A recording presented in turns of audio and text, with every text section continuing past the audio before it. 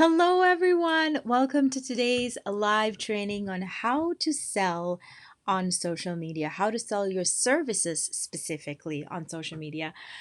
Sorry for the delay, ladies. I know a couple of you had messaged me, so I'm just gonna take a quick second here to tag you guys on the post. Please bear with me for 2 minutes. Let's see here. Okay, I have a very good excuse. They came out to do some sort of a work on like my gas lines, and we had to relight our pilots. And yeah, that was a whole adventure in itself. All right, so let me just grab this. And sending it over to you, Tanya. I don't, oh, maybe you're already on. I see somebody watching. Hello, hello.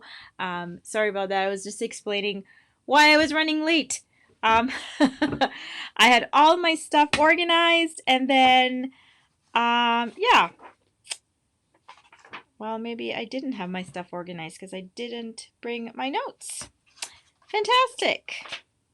Okay, actually, never mind. I did. All right. So welcome to today's live stream. Today we're going to be talking about how to effectively scale your service offerings, and sell on social media.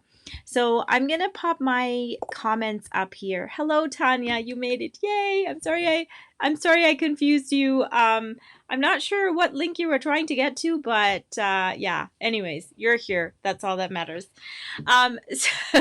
So, let's talk about a couple of things first. I do want to say that stay all the way to the end because I'm going to give you some tips that are going to help you effectively scale your sales. That means if you're already doing sales, you can use these principles to sort of build your process out so that you're bringing in more sales or more conversations that lead to sales. I mean, that's what really social media is about, right?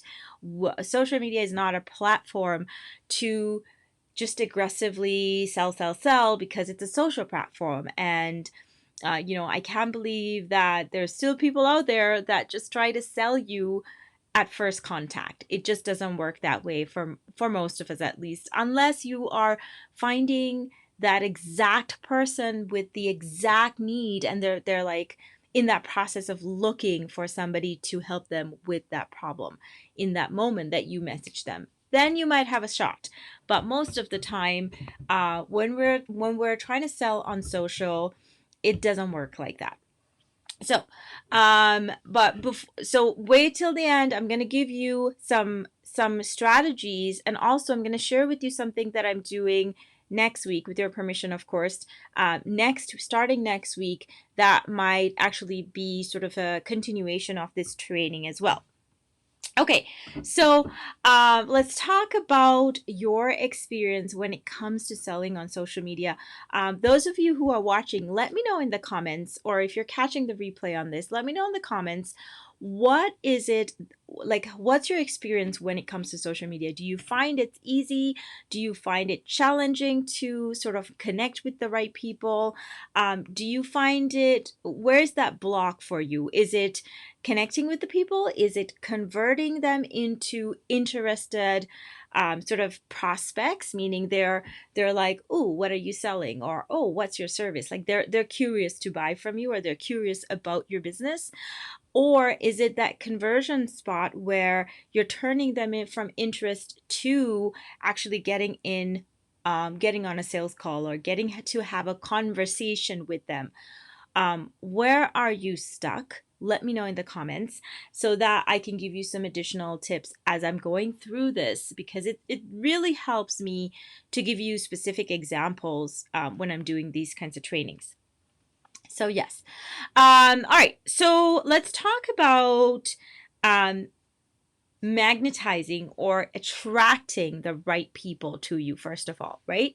Because, regardless of where you are selling, whether it's on social media, whether it's in person, whether it's at a networking event, whether it's at, a vendor event, The first thing we need to focus on is how are we going to capture the attention of the right people, meaning they already know that you provide a certain thing, or they already know that they have a particular challenge or problem, or they have a desire, they have an outcome they're looking for, and that they're needing help in that particular area.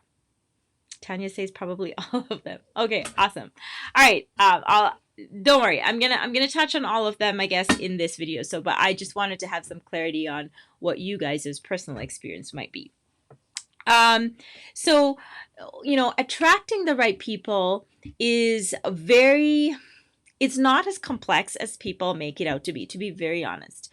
But there is a groundwork, a piece of work, a piece of content that you have to create for yourself first. And that is, and I say this all the time, and you're probably sick of hearing me say it, but that is your customer persona.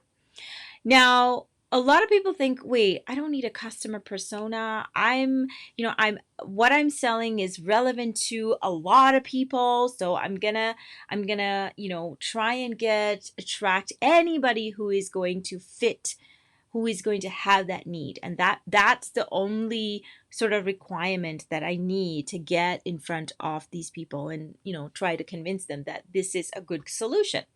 But the problem there is, we're all sort of individuals, right? Not sort of, but we're individuals. We have different businesses. We have different belief structures. We have different value structures. And we also have different levels of, what's the word I'm looking for?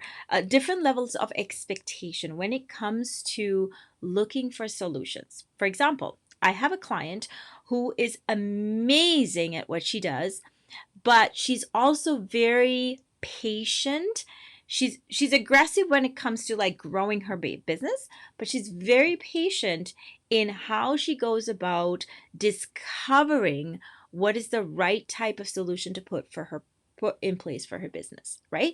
So she spends a lot of time in that discovery phase where she will talk to different experts and explore different ideas and come up with the right solution that fits her business. Now, then you have other business owners that might be like, oh my God, like I just want to get this done. I know what I want. Here's what I need, da da da da. And this is the kind of service provider I'm looking for. So those are two different types of people, right? Like there's two different types of personalities, two different types of processes they might be implementing. So depending on the type of person you're trying to connect with, and let's face it, we're not always okay with working with anybody, are we? Are we okay with working with people that don't value our worth? Are we okay with people who are constantly trying to undervalue us, right? By saying, hey, can you give me a discount? Hey, this is overpriced. I wouldn't pay this much. Or something like that. Or maybe it's about questioning if it's going to actually work, right? Now, usually if they're asking questions like that, they're not in a place where they understand the value of what you're providing, right? They don't understand how what you're providing is going to help them solve their problem. So that's not necessarily a bad thing. It just means that you have to spend a little bit more time educating them.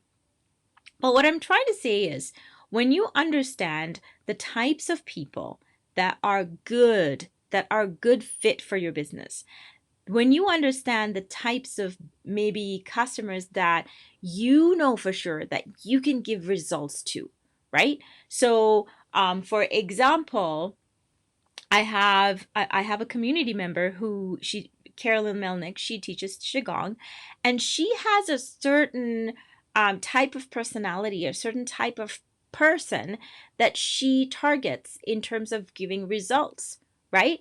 Another client of mine who is she runs a physiotherapy clinic, and her target audience are seniors. So if your target audience is seniors, then posting all your content to connect with, let's say, millennials, is that the right fit? Do you know what I mean? Like everybody has parents, yes, but what's the fastest way to get in front of the right person?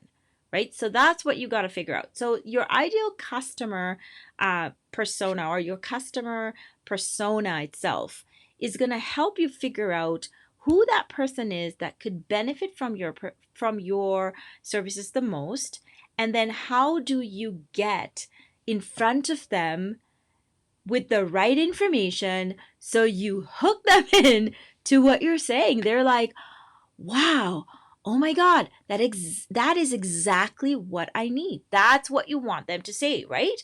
You want them to say that as you're explaining how you can help them.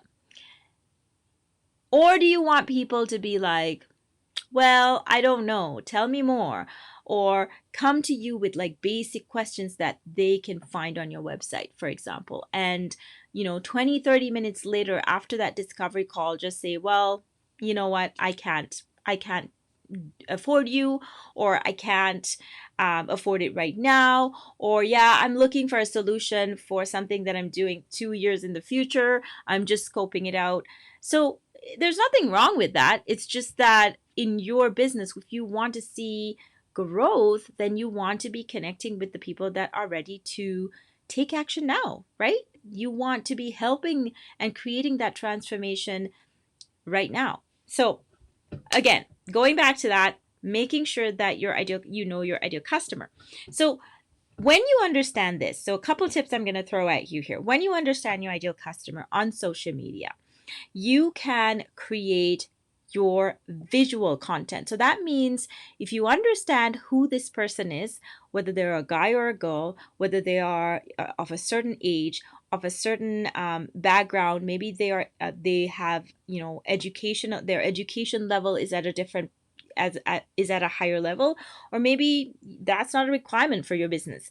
But basically, when you understand what kind of people are the right fit for you, then you can create those visuals that are going to be more appealing to them. Stop them in their tracks when they're scrolling, or rather, stop the thumb from scrolling, right? Um, so that's one element, right? So in your personal feed, in your personal profile, this is the most effective way to do it, because pages are a little bit harder to get out to everybody. On your personal profile, create the sort of graphics when somebody lands on your profile, they need to be seeing a description of what you do. A description that, again, not just saying, I am a coach, right? But what kind of people are you helping?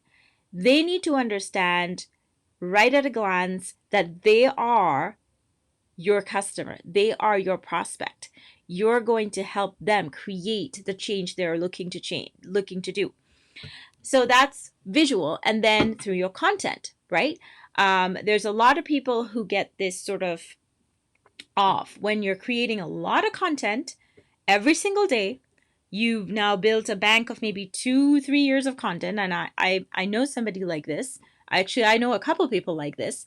They've been pushing out content without really understanding how to get it exposed to new people, right? Because if the people that are in your friends list keep seeing your content, and if they're not actually buying, then they might not be the right people that you're talking to.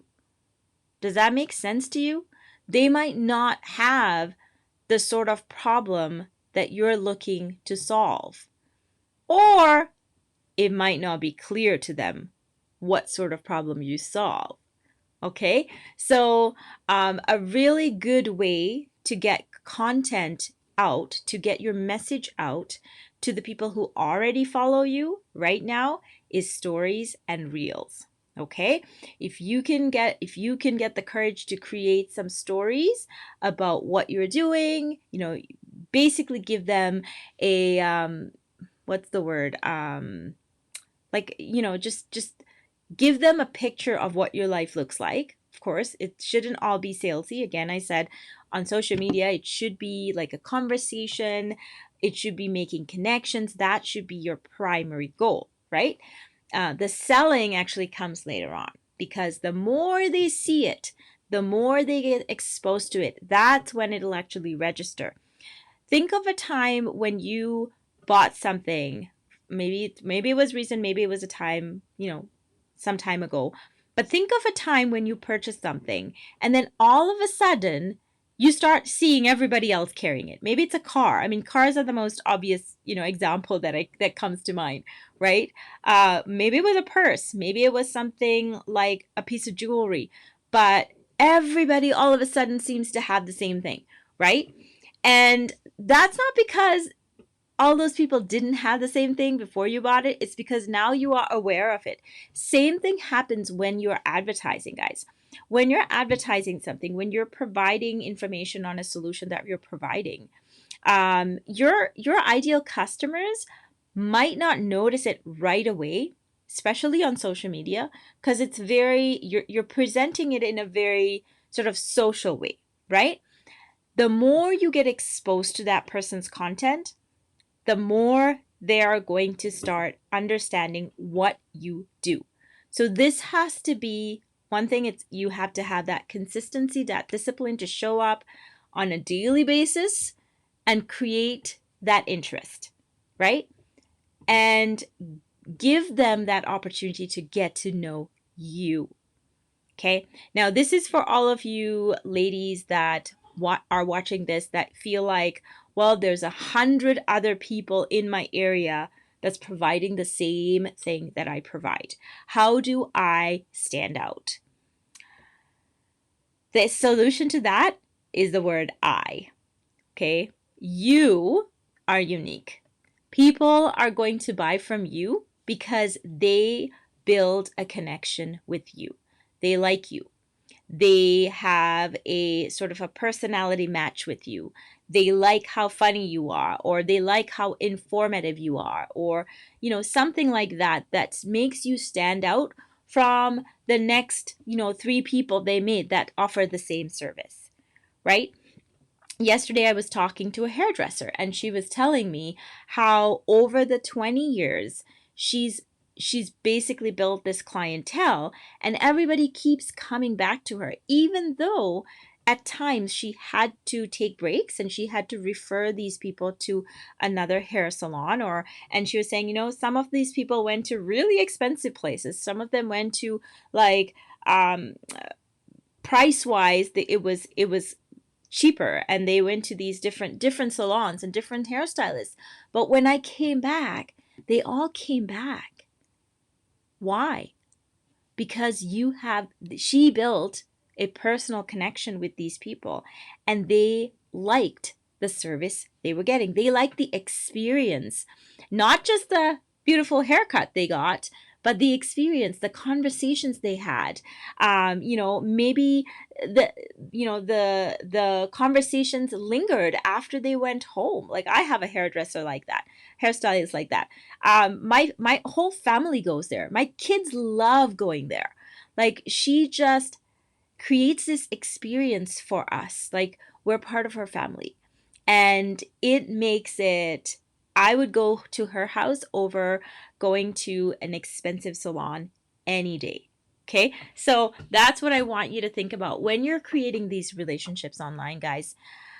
Don't be afraid and don't hide yourself behind these mental blocks, and they really are mental blocks. And the reason I say that is I've been there. These blocks that tell us, you're not good enough, you're not experienced enough, you're not skilled enough, you don't know how to do this, and you don't know how to do that. Yes, you might not know how to master social media, right? Or you might not know what the right the right strategy to take, and how to post in a certain sequence or how to do your copywriting, but you know how to be you. You know your art, your craft, right? You're an expert in your craft. Trust that. Build your confidence on that. Bank on that, and then go out and just be yourself. Talk to people like you're building friendships, right? Because those, I've heard people say, don't build friendships with your clients. Okay, That is the most ridiculous thing I have ever heard. Okay. Yes, once there are clients, there are certain things, certain boundaries you have to set up. Obviously, you don't want them to, you don't want them to like feel like you have no respect or boundaries as a client. They are paying you to do something. But that doesn't mean you have to treat them like, a number or treat them like they're aliens, right? They're still people. They came to you because they love you. So don't treat them differently because they're clients, right? Okay. So that's the first thing. So you need to learn the techniques on magnetizing people. So put the content out there and work your way towards creating systems that's going to help you get that content out to the right people, out to the world. So with Facebook, that's actually really easy because you can send friend requests, right?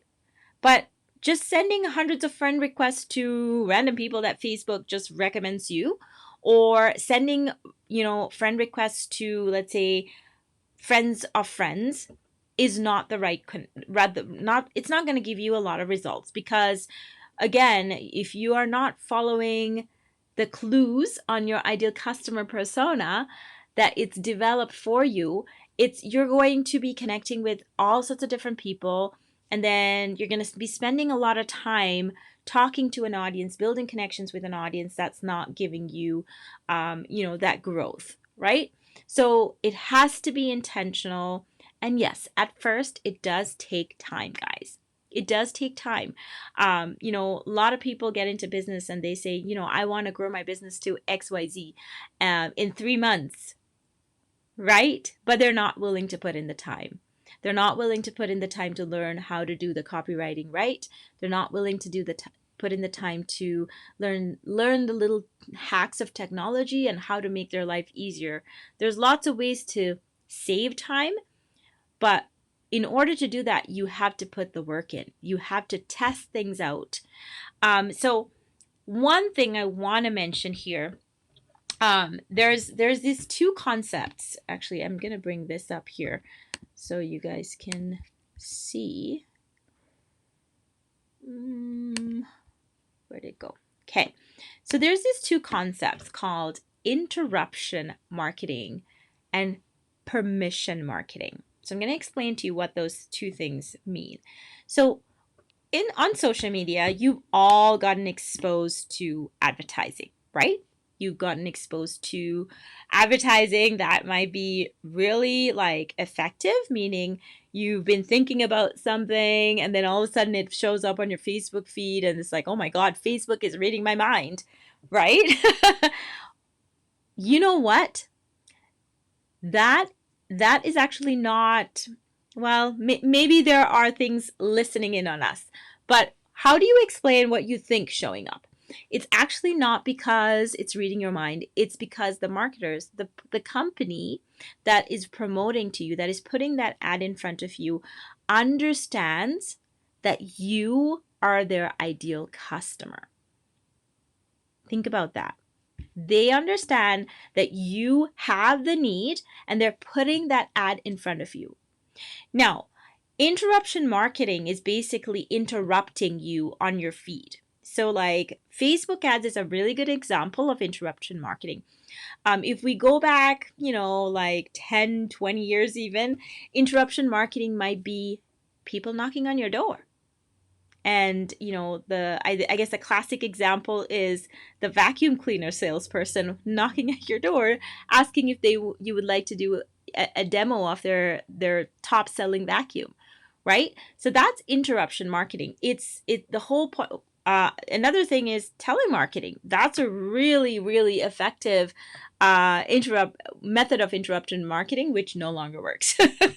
Okay, you're not allowed to just call people and interrupt them, right? You still have to. That has turned into a permission-based marketing strategy now.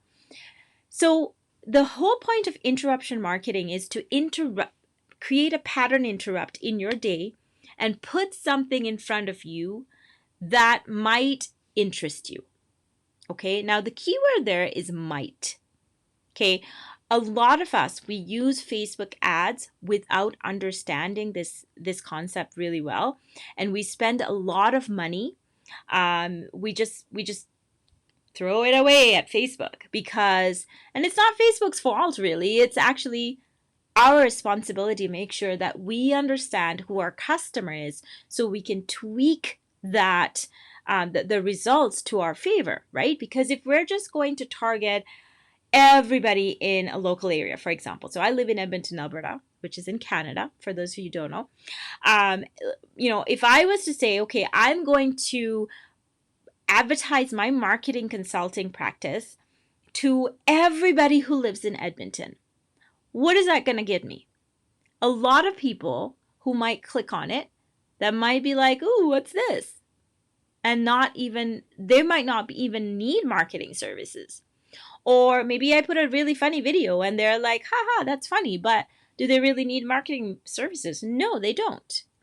So I have to understand what kind of businesses I'm willing to serve, what kind of people I'm willing to work with, what kind of stage they're at in their business. Can they afford me, right?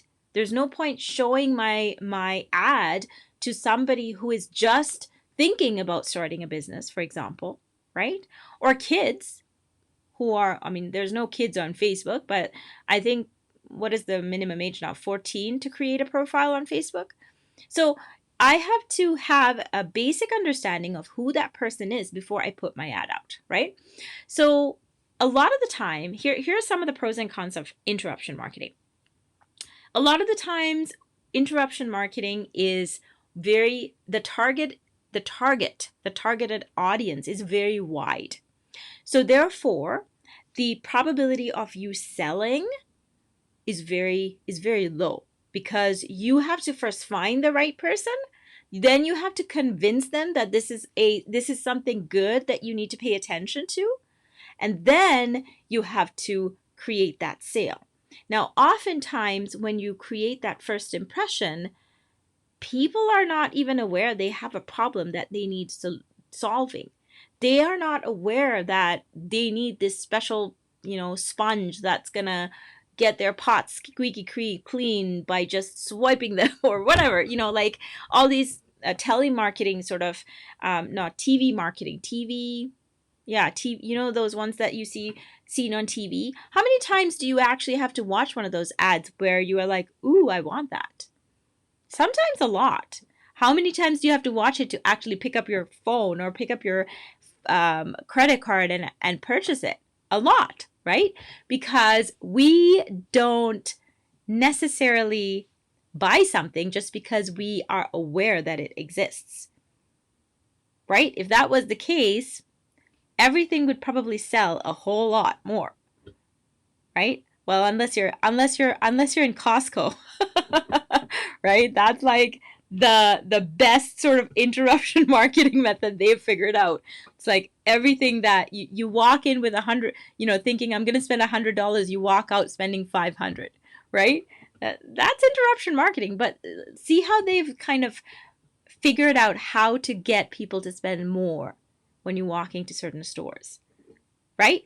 So interruption marketing is basically that: interrupting a pattern, getting in front of you, showing you what they're selling, and then maybe continuing to sell that thing. If you engage with that ad, it'll continue to show up on your feed. Then soon enough, you're going to be like, okay, I'm going to try this out, and you're going to buy it, right?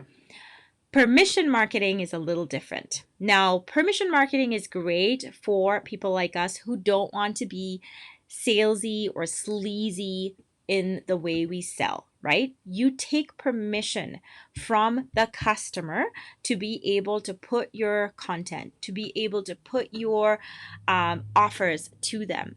So a classic example of permission marketing is email marketing.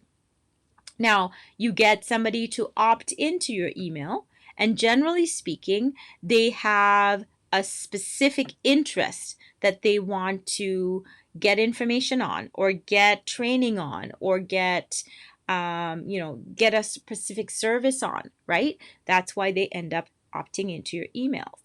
Okay. Now, can you use these two in combination? I'm going to give you some examples. Yes, you can. So permission marketing could be let's say I have a course or I have a freebie that I'm giving away, and I tell them, hey, if you want this for free, then sign up for my email newsletter, and then I will send this to you for free, right? Do you have the option to sign up and unsubscribe right away? Yes, you absolutely do. Okay. Now, how do you mix interruption marketing with permission marketing? Okay, so now you can figure out if you know the right person, if your lead magnet or your freebie is really well targeted, you've done research on it, and you've got really good conversion rates, and you know what type of person is actually downloading this. So for example, I could make a lead magnet or a freebie created specifically for social media managers, let's say, or virtual assistants, let's say, right? So, and I target this ad, I target the visuals that say, are you a virtual assistant or are you a social media manager? And then people are opting into that. So I now know it's that kind of person, somebody in that space that is downloading this. So now I can interrupt them by saying, hey, would you like this additional course, which is at, $29.99 or $55.99 or whatever the price may be? And we put another offer in front of them. And that's usually called either an upsell or a side sell. Now you can do this in one process if you know who your ideal customer is that you're targeting. But if you're new to this, what I would recommend first is to build a relationship. Don't just try to sell them stuff as soon as they opt in, right? Because that turns people off. So my suggestion would be figure out a process that you can first build a relationship with them. That might look like sending them a couple of emails that's going to have maybe a couple of videos of you, right? Or, and this is my personal favorite because I love the sense of building communities. My personal favorite is send them to your Facebook group. Send them to your Facebook group. Anytime somebody opts into your email marketing platform, send them a welcome letter, send them your opt-in whatever freebie, or even course material if they purchased something, and then tell them, come and join me in my Facebook group. Now you create this community with specific information that's going to help you connect and get to know your clients, get to know these people that are joining. Your community is not a place to go and post your sales offer every day. Although that is part of the bigger strategy. There is a way how you can build it up to that, but that's not the primary goal when you start off a community. A community, think about the word community, guys. We call ourselves community builders. We call ourselves community stewards. But we build Facebook groups and they're just a group. They're not a community. A community is when everybody in that space come together and give their input, share things, have conversations, have phone calls, and just because get together and have fun. And then also on the flip side, you come together to solve problems, right? That's what community is about. So when you're building a Facebook group or when you're building a Facebook community, have that in mind. Your primary goal is not to get sales. Your primary goal in building a community is building connections, is building relationships. And that building those relationships is far more it's very, very what's the word I'm looking for? It's far more valuable than getting a sale of, like a low ticket sale to get those people into your funnel. Because when you connect with them and when they get to know you and you them, There are opportunities that open up that you will not be able to imagine at the conception of that community. Okay. Yesterday I was talking inside my group, which is called The Right Connection, by the way. I was talking about um, the the difference, or rather, the difference between community and competition and collaboration. Right? I was talking about how competition automatically gives us this like yucky feeling because it just means like somebody's going to come and steal my clients, or somebody's going to take away my market share, or something like that. And collaboration, though, is like this nice feeling where you're working together. But do you know how many entrepreneurs, how many business owners I come across that are afraid of collaborating because they feel like their proprietary stuff is going to get stolen? And I'm sure it happens. I'm not denying that. But here's the thing. When you're in a community, when you build trust with people, when you are able to connect with people at a deeper level, they are going to not just become your clients, and they might not become your clients. Maybe they're just there to learn from you and create an impact that you could not even have thought of because they listened to you and they went and implemented it by themselves and they got results and they impacted somebody's life, right? But guess what? That connection, that realization is going to then bring them back to you, and they're going to refer other people to you because here's the thing. We can't do everything. And this is what I know about solopreneurs, right? We can't do everything. And at some point, we have to recognize, okay, I'm going to focus on this particular area if I'm going to build my business. All of the other things I'm going to have to delegate. That's the only possible realistic way that you can scale your business. You have to bring on people that are going to be helpful to you. Okay. So, when you collaborate, those people, those connections are going to help you scale your business. They're going to send you referrals. They're going to connect you with other experts that might be able to solve your problems. And because there's already a certain amount of trust built, they're not going to send you somebody that's going to hurt your business. They're going to send you somebody that they know can give you impact. That can create impact for you. They're going to send you somebody that's going to get wowed by you and they're going to be like, I want to work with you.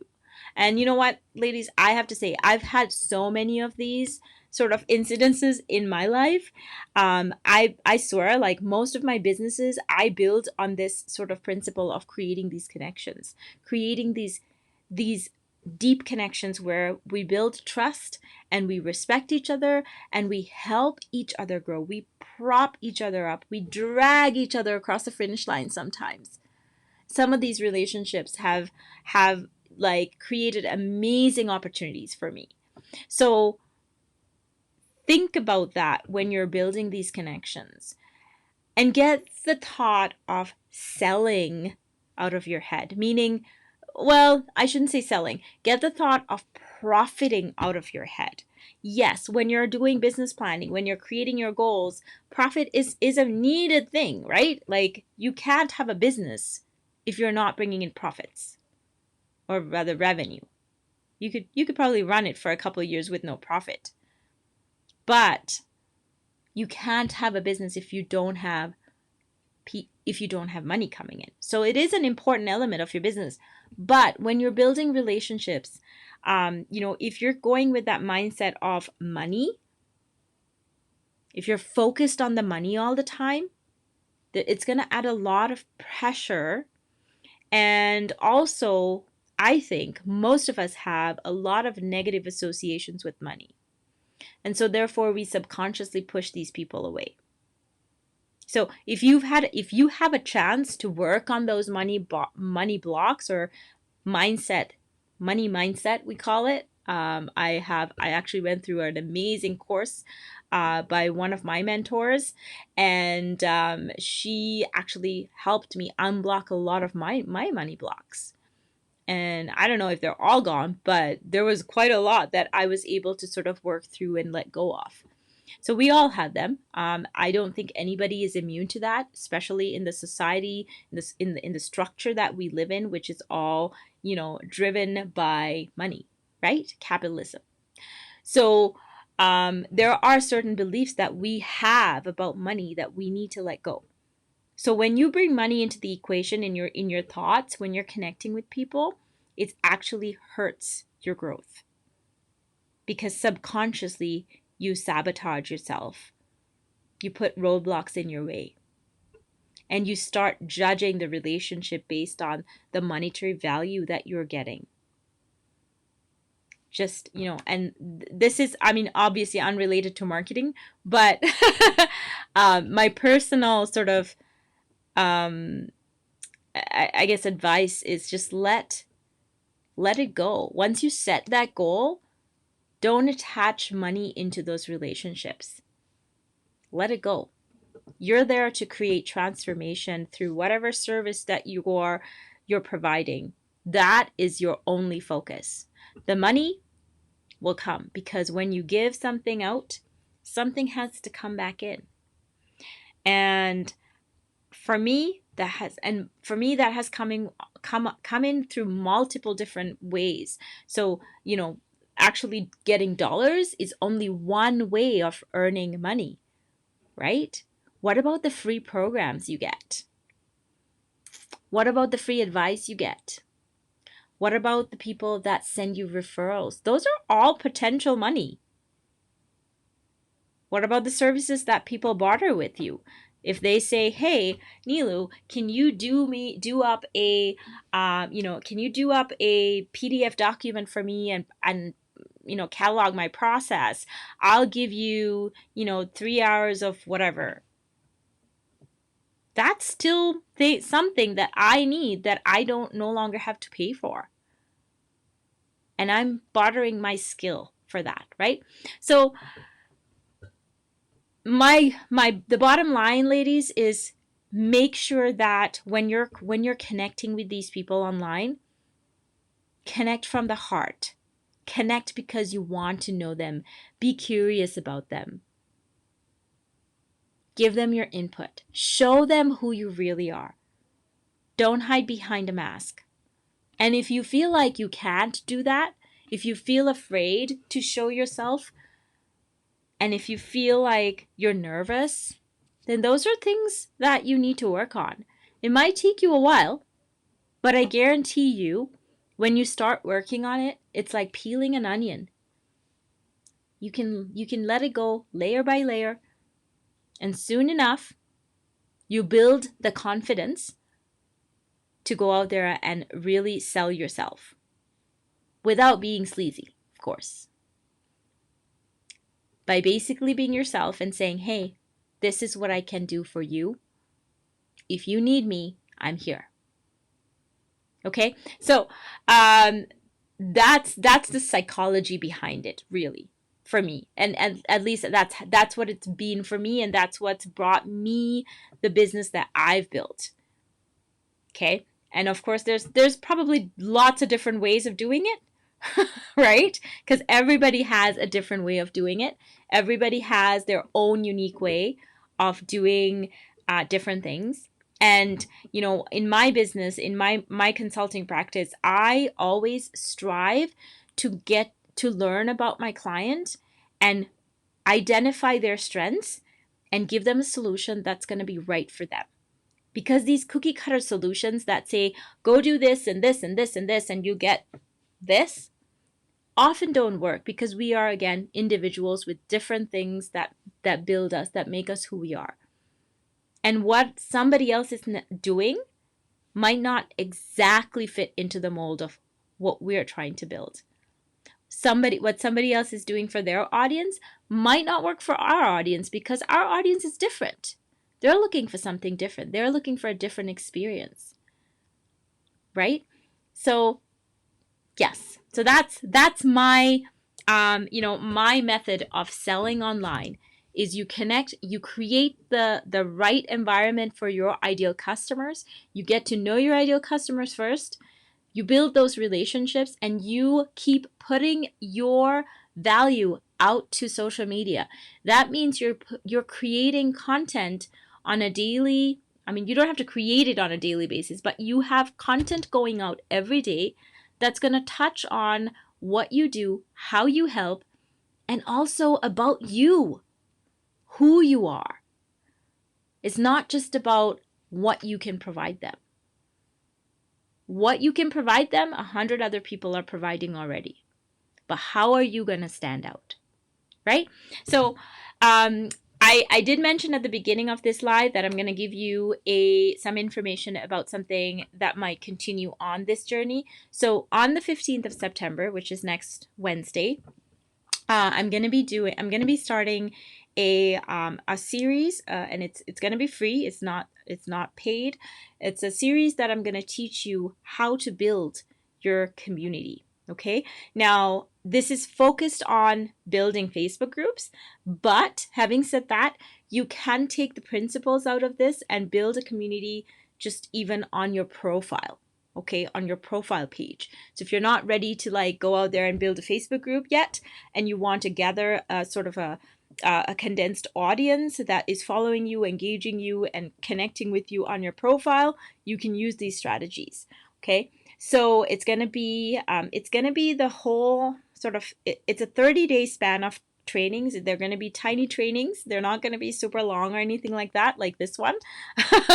They're going to be bite-sized chunks because, I get that we're all busy, and plus it's over a month. So I'm going to break it into little chunks so they're easy to digest, easy to watch, and then easy to work on so that you can do a little bit every day. But at the end of the month, you will have the full training and you can start implementing at that point, or you can implement as you go as well. That's definitely recommended. But you will have a holistic sort of view of what it looks like at the end of the month. But we're going to work it little chunks at a time. One of the reasons I'm doing it this way is actually when I talk to a lot of my clients and prospects, one of the things that they have challenges with is all these trainings that they have to do online, right? And learning is good, information gathering is good, but it doesn't do anything if you don't implement it, right? So we're going to work on building a habit of watching a video every day, doing a little bit of work, watching a video every day, doing a little bit of work. Now, what are you building that foundation for, you might ask? Well, if you're going to be doing marketing on social media, consistency really is, I cannot even begin to explain how important it is. Consistency. If you're not consistent with your messaging, if you're not consistent in showing up, the platform itself does not have enough data on you to show your post to the right people. Okay, so we're gonna build. I'm very big on building habits when it comes to marketing, and every day when you do a little bit, and a little bit the next day, and a little bit the next day, a month down the line, 3 months down the line, a year down the line, 2 years down the line, guess what you can create for your business? That platform you can create for your business. And I'm going to show you, if you come into my group, it's called The Right Connection.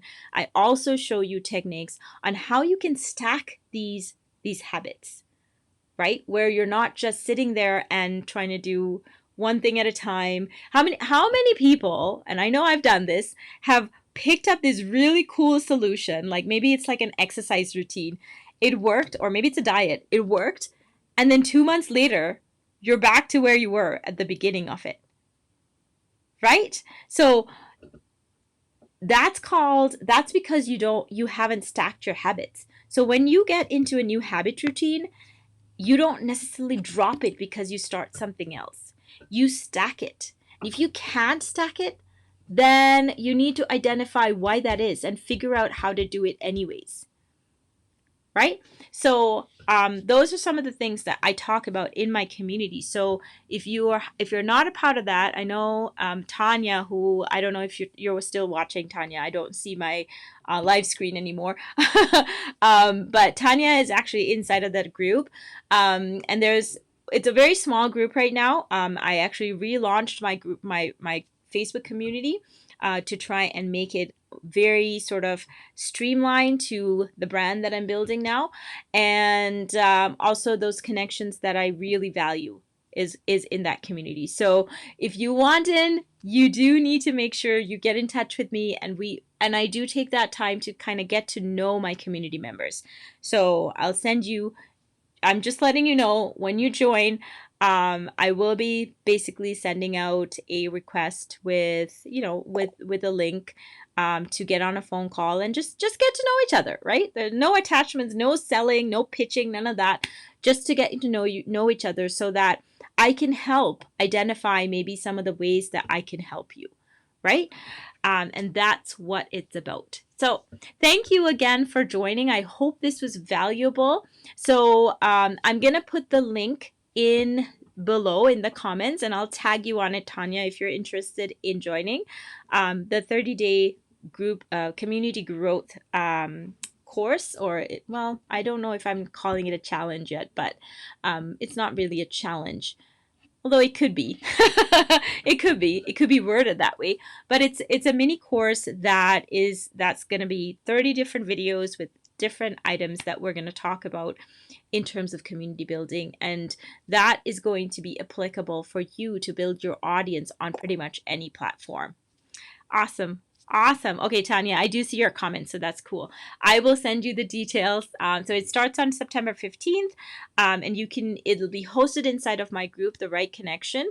But I will send you the opt-in for that, because there will be additional resources that are going to be emailed to you on top of the video trainings that are going to be on the group as well. All right. Okay, guys, thank you so much for watching. Tanya, thanks for joining us this morning, and thanks for being patient earlier when I was a little late. I will talk to you guys sometime in the next 2 weeks. I'll be doing another training like this, so hopefully we'll see each other soon, if not sooner. All right. Take care. Bye-bye.